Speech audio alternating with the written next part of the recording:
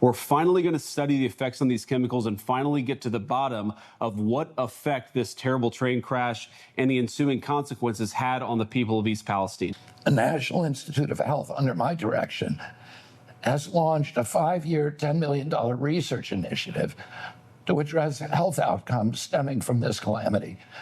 This is the first large-scale, coordinated, multi-year federal study focused specifically on the long-term health impacts of the East Palestine disaster. All right, so for more on this, we want to welcome in two residents of East Palestine, Ohio, Tammy and Rick Tsai. Great to have you back with us. I know you joined the show before. I know that life for you guys has really just been horrific over the past year. Can you just tell us a little bit about, and Tammy, I'll start with you, about what life has been like there? Well, it's over 2 years now, so we are trying to get our lives back on track. Focusing on work, home, and we're focusing on moving, building a place a bit away from here so we can remove ourselves from the toxic environment. Yeah. So it's been very stressful. People are still sick. Many are getting sicker, and there's new conditions arising. Rick, I know you met with the vice president back in February on the 2-year anniversary of the derailment, as well as the health secretary the year before. This is a special case for the vice president, who was an Ohio senator at the time. He's been focused on forgotten Americans, forgotten no more. What does it mean to get this support from the Trump team while the previous administration basically ignored the tragedy that occurred and the lives that were really upended as a consequence of it? Yeah. So it means a lot that we're not forgotten and they are now concentrating on us.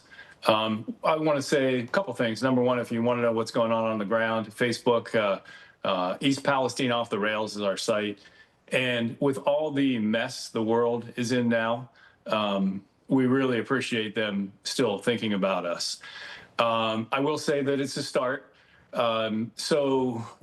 If you're a lifeguard and you see sharks in the water, you don't just observe the swimmers until someone gets bit. You get them out of the water. I know that when RFK ran for president before he joined Trump's team, President Trump's team, that he said the first thing he would do if he won the presidency was to move people out of this highly contaminated town. So I hope there's more to come from the Trump administration, and we love the Trump administration. I believe there will be more to come. So I think there's a lot more to do here. You can still, I sent some video, just recent video. You take a dry piece of land from the park and you throw it in the creek, and chemicals come out of the dirt from the dry land in the water. So it's still highly contaminated here, but it's glad to know at least we're not forgotten at this point. Right. Yeah, and you mentioned the settlement. Recently, the judge fired the administrative, whoever it was dispersing the funds. The majority of the residents here have not got a penny 2 years later. I'm pretty certain the lawyers have been paid, but everybody's trying to get their lives back on track. And it's not a wealthy community, and they've gotten nothing yet. That's unacceptable. And hopefully with J.D. Vance, boots on the ground there, and hopefully this administration actually showing that they do care and that they are here for you guys, that hopefully relief is coming for you both and for your community very soon, because what you've been through is just unacceptable. Tammy, Rick, thank you both for joining us today. Really appreciate it. Thank you so much for having us. Thank you. Information. Truth. Is freedom. Is Newsmax. It's real news for real people.